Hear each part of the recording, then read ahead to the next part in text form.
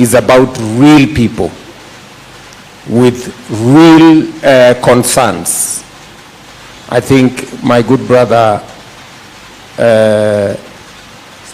Stanley has made the point. It's about people who live in squalor. I don't know how we would feel when Stanley says children in those neighborhoods cannot be taught about sex at 10, because it is something they witness every day because of how those settlements are. As a country, we must dignify every family and every Kenyan. And this housing plan is about dignifying and creating dignity amongst each and every one of us. What is going on in Kibera is transformational. We are doing the first, where we are constructing now is how many acres, Inga? 4,054. 4,000? 4,054. 4,054 units. Yeah. That is the phase that we are in. Yes. We have already decanted another. We are in the process of decanting the next phase. Next phase, which is about 22 acres. We're moving on to the 22 acres, and we want to thank Stanley and team for working with us to enumerate citizens. And it is amazing how Kenyans are cooperating. People who agree that let me move away, pay for me rent somewhere for a year so that you can build these houses here, and they know that those houses will be occupied by more people than them, but on the assurance that they will get the first priority for coming back to the houses that we are building. And I want to commend people like Stanley and your team for working with us in the communities to be able to create understanding in the communities that this project is not about other people. It's about them, it's about their children, it's about their families, and how we want to create dignity in our settlements. And for those of us who report, I think you have heard Stanley say, please spare them Vitongoji Duni. I think we are going to change the name, and hopefully we will call it, you said you wanted to call it Baraka or something, some Baraka Estate or something. So I think that is really commendable, Stanley. And thank you very much for participating and making sure that we are kept on our toes, making sure that we understand where you're coming from. This is about people who did not have a job. They don't want to go back to crime. They don't want to go back to the things that they have been doing. They want to continue working. They want to fend for their families. And I'm very happy, and we must also commend the media. I think I saw reports in the media when they reported that in Ruto, for example, the crime rate had substantially gone down because of what was going on in there with our housing program. Positive stories like those give hope to many more young people. Let me ask you, Stanley, finally.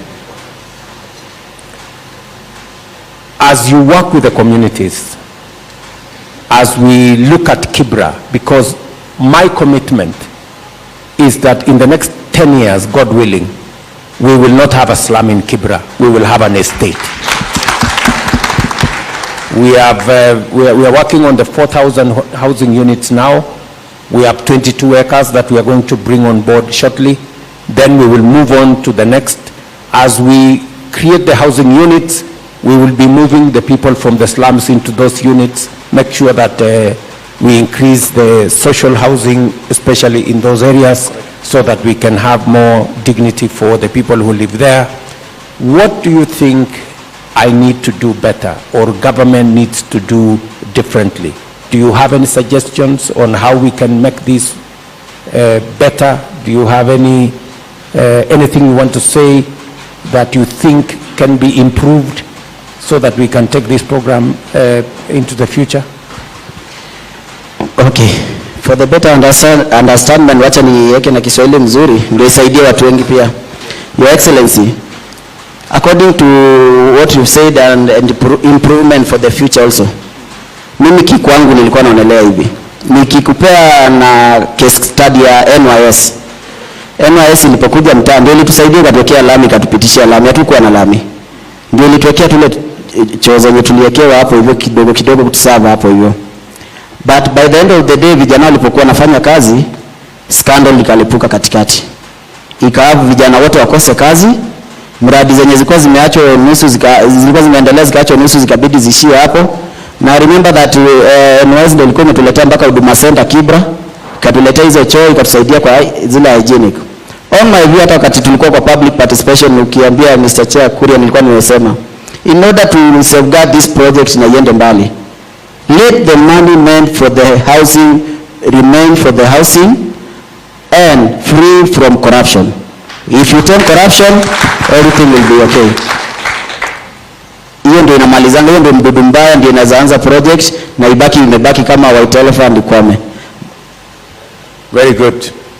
I think let's give him a clap. What Stanley is saying, this project must have integrity. This project must be run, and I hope everybody is listening. It couldn't have been put better than what Stanley is saying. That this is public resources.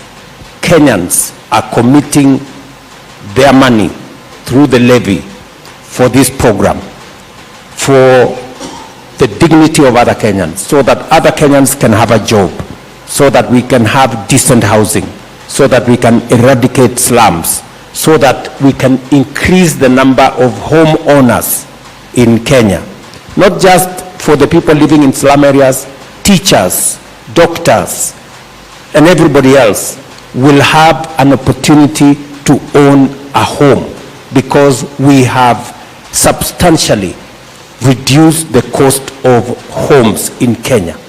Our plan is to create minimum at least 2-3 million homeowners in the short term, so that we can have a country where everybody believes they own something and they are part of that ecosystem. So I want to give you my assurance, Stanley, as I do all the other workers in the construction site, and as I do to every Kenyan who is contributing their money to the housing levy, I want to assure you that I will do whatever it takes and deal with whoever and protect these resources for the benefit of the people of Kenya. That I will do. And I want to give a warning right from here, listening to Stanley. Please, anybody involved in this program, if you just step offline, it's not going to be business as usual. So integrity, integrity, integrity it is. This program must be corruption free. We have agreed on everything. We have even agreed on the quantities. We have agreed on the costs. Unlike in the past, when costs move from here to there and ran all over the place, Hinga, you know, we already agreed how much it's going to cost. Yes, we did. And there will be no escalations and there will be no issues. So Stanley and all the other Kenyans, we've listened